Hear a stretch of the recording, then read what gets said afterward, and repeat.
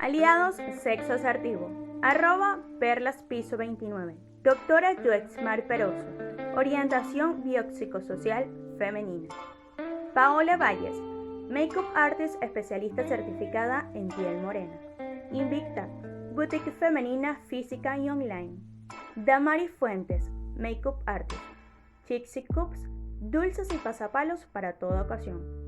Doctora Vianney Lugo, atención y orientación ginecológica a tu alcance. Dulces La Pechocha, marquesas y cakes a tu gusto. En La Merma, plataforma deportiva.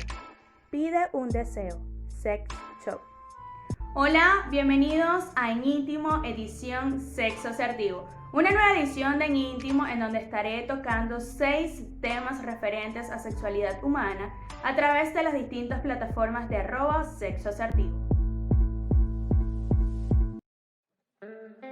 Hoy quiero hablarles sobre identidad sexual y es una de las bases de la sexualidad humana porque ciertamente nos va a dar esa característica sexual que desde el desarrollo intrauterino vamos desarrollando.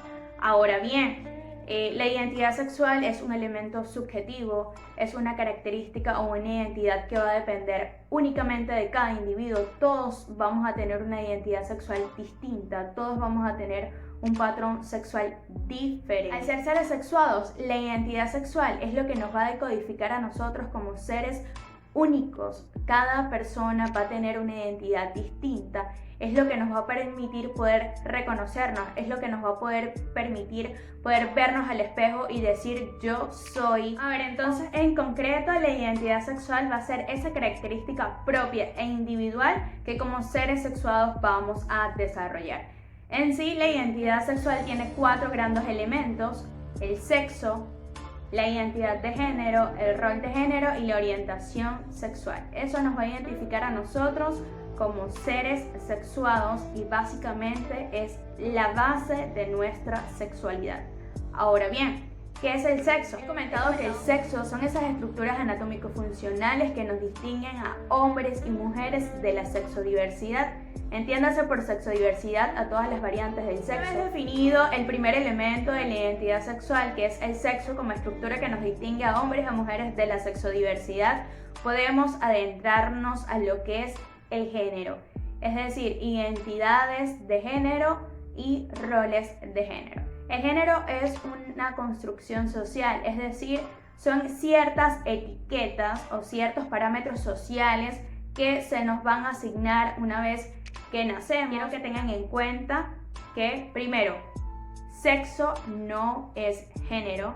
Si bien es cierto, el sexo establece el género, pero el género es un constructo social. En pocas palabras, el género alude a esas ciertas características que según el sexo biológico se van a establecer, por lo que se va a diferenciar el género femenino del género masculino. Adentrándonos un poco al segundo elemento de la identidad sexual, que es la identidad de género, este es un elemento único que va a depender de la autopercepción del individuo, es decir, es algo propio, es la autoidentificación que el individuo se dé a sí mismo. Al ser una autoidentificación propia del individuo, esta va a estar congénitamente establecida o desarrollada durante la vida intrauterina, por lo que no va a ser alterada o influenciada por la sociedad. Esa identidad de género es lo que nos va a poder permitir autoidentificarnos, es decir, reconocernos.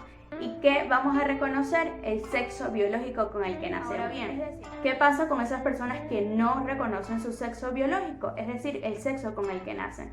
Y acá entramos a lo que son las personas transgénero y esa es la etiqueta o la característica de las personas transgénero, que son personas que no se identifican con el género con el que nacen o con su característica biológica establecida. Entonces, para dar un ejemplo, yo puedo ser una mujer transgénero cuando nazco con características biológicas femeninas, pero no me identifico con ella, es decir, no me identifico con mi sexo biológico. Ahora bien, tenemos que diferenciar transgénero de transexual, porque si bien es cierto, todos los transexuales suelen ser transgénero, pero no todos los transgéneros suelen ser transexuales. Es decir, puedo ser transgénero y tomar la decisión de ser transexual, cambiando mis características corporales a las características del sexo con el que me identifico y eso es lo que me va a poder identificar a mí como transexual.